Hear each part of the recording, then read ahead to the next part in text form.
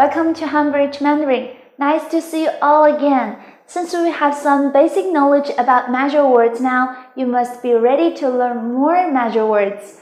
Today is the third part of the how to use the measure words like a native speaker, and we are going to introduce some frequently used measure words. Using the basics from our previous videos, you will manage to use different measure words in your daily life. For example, we use 只 for animals. No matter if it's as big as an elephant or as small as a bug, we use the same measure words for most of the animals. 一只大象，一只老虎，一只狗，一只鸡，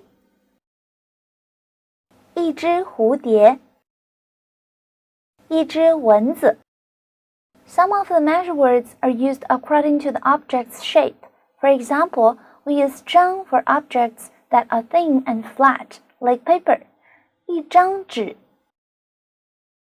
一张票，一张卡。And it can also be used for objects that has a flat surface, like a bed. 一张床，一张桌子，一张椅子。And for objects that are long and narrow, we use 条，一条路，一条街，一条裤子。And for a block of something, we use 块，一块蛋糕，一块香皂，一块豆腐。And we can also use 块 to mean the unit of RMB, which we use very often in oral Chinese. 一块钱，100块钱，1000块钱。And the rule of using 个 in different situations applies to these measure words 只、张、条、块 and other measure words as well. 这只狗，那只狗，哪只狗，几只狗，多少只狗。In the sentences are also the same. 你养了几只狗？我养了2只狗。In the first video, we introduced that 个 can be used for people, but 个 is a very casual way to do so.